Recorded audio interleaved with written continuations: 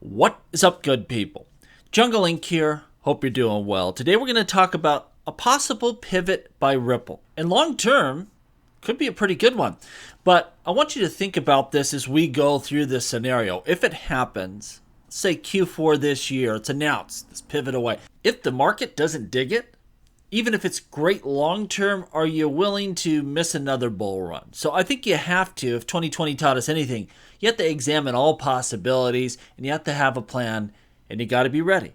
That's all I'm saying. I'm not saying it's not going to be great or even that it's going to happen, but I'll walk you through it. Before we get into that, big news today, Grayscale announcing they are reinstating the XRP investment trust. Now this is a private trust, probably won't get a whole lot of action. But I see a lot of arguments out there. Is this important? Is it a non-issue?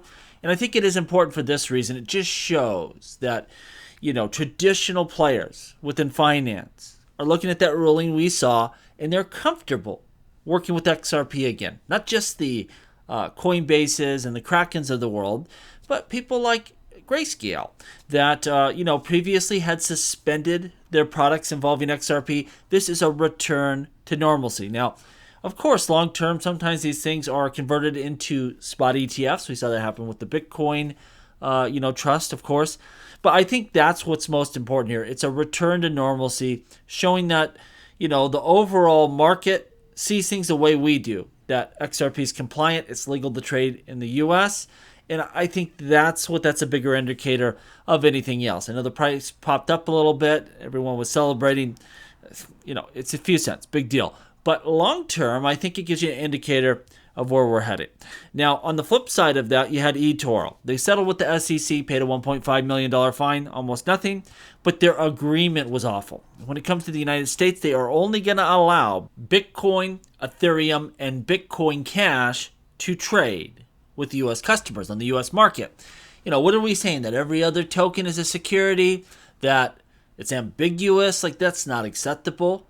We need to know what makes these other tokens so special and how can other projects join that vaulted status. You can imagine if there's only 3 companies that were allowed to trade on the public market and you had, Tesla and Amazon and asking, hey, how do we participate as well? You have to have clear rules. We understand this game. I do believe, though, in the future, the U.S. will be more restrictive than other countries. You're not going to have as many coins trading as there is now, but there's going to be a lot more than 3. I mean, the SEC, they're kind of conceding at least that there's more than just Bitcoin. Here we have 3 various crypto assets that they're okay with trading on the U.S. market that they've, stamped in that agreement. It's a start. It's a lot more than we've had in the past, but we got to bridge that gap. We got to have clear regulations here and allow this space to thrive. We get the deal here. Now let's talk about Ripple. What I see may be going on. Here are the key indicators that I'm looking at. First of all, the rebranding of ODL. First it was XRapid and then ODL, and those were very XRP-centric branding. It lets you know Ripple was using XRP for payments. Well, now they're just ambiguous. It's just Ripple payments. Who knows how they're sending payments? Now, part of this could be the ruling that on-demand liquidity was a securities offering. Maybe they want to make it clear. No, this is just a payment service. We're not even letting our customers know how we're sending payments. There's other explanations here. In a vacuum, it doesn't mean that much, but you got to take note of that. When you go over to their payments page on Ripple.com, it used to have, this huge graph of XRP right in the middle. This is how we're sending payments. And now it's just Ripple payments. They're fast and cheap, but they don't tell you how. So that's one thing to take a look at. Smart contracts coming directly to the XRP ledger. Spidey senses should be going wild here. Now, I know David said he had a nice friendly chat with Orchestra Finance and he just changed his mind. Okay, fine. But he's not saying, all right, everyone, I think you can do it correct. If you want to do it, go ahead. No, Ripple is spearheading this. They are paying for this. This is functionality that they want, that they feel they need. No other independent developers are really clamoring for this. They're quite the opposite. They're saying we already have our solution. We have a sidechain. We don't need it. We've already built the solution for us. This is Ripple-centric. They want this for some reason, and it's a wild pivot from anything we've heard from them before. When you look at the EVM sidechain, the XRP Ledger EVM sidechain, at least right now, it has very little to do with XRP. And when you combine that with their partner, Axelar, really about bridging to all sorts of different chains, and I don't think their expertise is in bridging to Ethereum. I would say it'd be hooking up a Cosmos chain, which theirs is built on, that quote-unquote EVM sidechain, and the Ethereum network. I think that's kind of what's in their mind there, and we'll get to why. Now, what's really interesting, if you look at JP Morgan right now, they have their ONYX platform, which is really one module is payments, and really what you could say is institutional DeFi and wealth management. And if you stack it right on top of Ripple's kind of plan here of what they're doing, it's very similar. It's almost exact. And what we know about JP Morgan, their payments run on private and permission networks that hook up to public blockchains. You've seen also Swift announce something very similar. That's their design. We need privacy. We need high throughput, high performance. We don't want all this other stuff going on our payment rails. We want that just for us. And then when we need to settle out in a trustless manner, we're going to hook up to another chain. So this is kind of the design for payments that everyone's doing. And so I think there's two big problems. First of all, competition. You have these competitors that are going to have high throughput, high performance. The only thing rolling over those interoperable private chains are going to be payments, and it's going to be hard to compete with that. Further, they're going to link up to what chain, Ethereum, because it has the most deepest and liquid pools for settling things out. So it looks like that's the way the competition is going.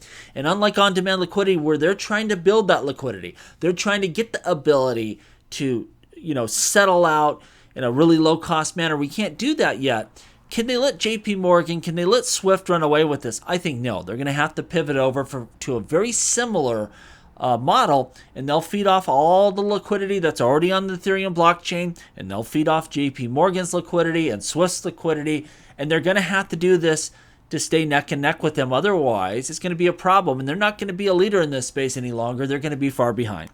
Further, you got the legal implications. Whatever they're doing with on-demand liquidity, the judge looked at it and said, you know what? That's a security offering. They went and made a bunch of adjustments. They went back to court. The judge looked at their current transactions and was like, I'm not going to relitigate this. I'm not going to rule on that, post-ruling activity. But you're towing the line or you've already crossed it. So you have been told by a judge what you were doing before was illegal. It was an unregistered securities offering. You went back to court and the judge gave you an injunction. Now, it doesn't affect anything, but you've been told twice. Our biggest defense in the past, especially for those executives, is we didn't know what the law was. We weren't sure. If they have to go back again, can they argue that? And if they can't, guess what? Brad's Miami Mansion's on the line, Chris Larson's yacht, and his $2 million Porsche. Like, these executives are going to be personally responsible. Are they willing to take on that risk to push forward with XRP payments in any sort of similar manner than they have been? I don't think so, especially given you got competition running up your backside that's just going to run you over, and you're taking on unlimited risk. I don't think they're going to do it. If you notice from Apex, everything was centered around making XRP Ledger this trading hub, similar to what you would use for institutional DeFi and for like wealth management tools, RWAs, things of that nature. It wasn't so payment focused, and I think that's the pivot. Again, if you take an overlay of JP Morgan's platform, I think Ripple's going to break out their payments and put that on a private ledger with most of it settling on Ethereum, and they're going to have on the XRP ledger side, which explains why they need smart contracts, the ability to issue RWAs, to have wealth management platforms, to have institutional DeFi. That's going to be the new vision for now, at least with the XRP Ledger. Now, they're still going to hook up those private chains to the XRP Ledger, and as liquidity grows, they can pivot back and start, settling even cheaper and faster than their competition. Long term, this may be the winning move. It may be huge. But this is what I'm going to ask you. If this is announced, let's say Q4 2024, as this crypto space is really bubbling up, getting ready to go on an all-out bull run. How's the market going to perceive the fact that Ripple is stripping out their payments from the XRP ledger, which has been at least the perceived value of XRP, that all the money is going to run through this ledger. It's going to overtake and they're going to flip the switch. It could be at least very bad. I'm not going to say it's going to be, but it could be. If I'm Ripple and I'm going to make this pivot, I'm going to try to land the biggest freaking partnership you've ever seen to really show people this is serious, this has value. I don't know if they can, I don't know if they will.